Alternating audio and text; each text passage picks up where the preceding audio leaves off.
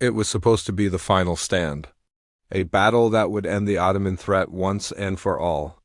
In 1396, the combined might of Europe's greatest knights, crusaders, and warriors stood poised to crush the Ottomans at the Battle of Nicopolis. But what happened next was a nightmare for the West, a slaughter of epic proportions, one that sealed the fate of Europe and gave the Ottomans an undeniable dominance that would shape history. How did 20,000 Ottomans destroy an army of over 30,000 Crusaders in one decisive battle? The answer lies in strategy, arrogance, and fate. The year is 1396, and the Ottoman Empire, under the leadership of Sultan Bayezid I, has become an unstoppable force in Europe. The previous century had seen the Ottomans slowly encroach on the Balkans, and now they were threatening the heart of Christian Europe itself. The King of Hungary, Sigismund of Luxembourg, had rallied a massive coalition of European forces, French knights, German mercenaries, and soldiers from all corners of Christendom. Their goal was clear: to halt the Ottoman advance and reclaim territory in the name of Christianity. They marched toward Nicopolis, where the fate of Europe would be decided. But the Ottoman army, though vastly outnumbered, had one thing the Crusaders lacked: unity, strategy, and a ruthless determination to win at any cost. The next part of this story changes everything, so subscribe. And now let's move on to the day when the numbers were on the side of the Crusaders. They had over 30,000 soldiers, an army filled with the finest knights of Europe, seasoned warriors who had seen the horrors of war. Against them, the Ottomans had only about 20,000 men. On paper, this should have been an easy victory for the Christians. Yet, despite the odds, the Ottoman forces, led by Sultan Bayezid, were calm, focused, and prepared for battle. The Crusaders, on the other hand, were a loose coalition of European nations with different motives, differing strategies, and varying levels of commitment. Sigismund, the King of Hungary, was a capable leader, but the Crusader army lacked cohesion. This lack of unity would be their undoing. As the Crusaders marched toward Nicopolis, they believed victory was inevitable. The Ottomans, however, were ready to prove them wrong.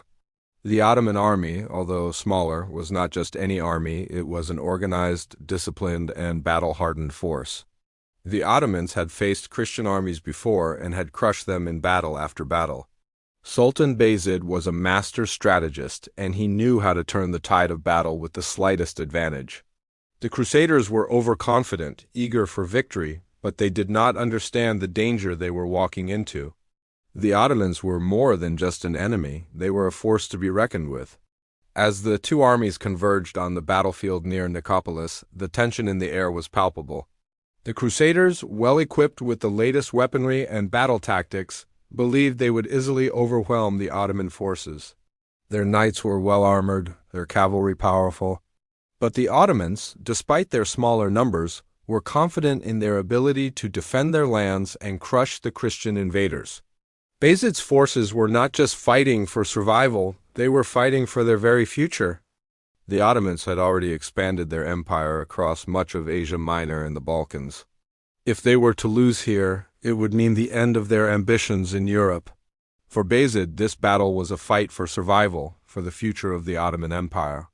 For the Crusaders, it was a final, desperate attempt to halt the Ottoman expansion. But as the pressure built, the Crusaders began to realize that the battle would not be as easy as they had hoped.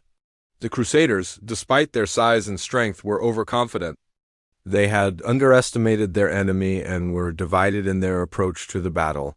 Some commanders pushed for an immediate charge, while others urged caution.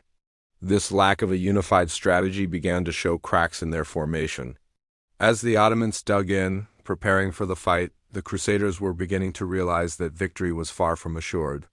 The turning point of the Battle of Nicopolis came when the Crusaders, despite their overwhelming numbers, made a fatal mistake. They underestimated the Ottomans' ability to outmaneuver them. Sigismund of Luxembourg, confident in his army's superiority, ordered an attack on the Ottoman position, believing it would be a simple victory. The Christian knights charged with all their might, hoping to break through the Ottoman defenses. However, the Ottomans had prepared for this moment. Bayezid had cleverly positioned his forces along the high ground and used their Janissaries elite infantry armed with firearms and bows to harass the Crusaders from a distance. The Crusaders were not prepared for the firepower of the Ottomans, and as they charged forward, they found themselves taking heavy casualties from the Ottoman archers. The knights, unable to get close enough to engage in hand-to-hand combat, were struck down by arrows and gunfire. Meanwhile, Bayezid's cavalry, far more agile and maneuverable than the heavy Crusader knights, launched devastating flanking attacks, hitting the Crusader forces where they least expected it. The Christian knights, who had been riding high on their perceived superiority, were now forced into retreat. But this was not a retreat, it was a slaughter. Sigismund, realizing his mistake, attempted to regroup his forces, but the damage had already been done.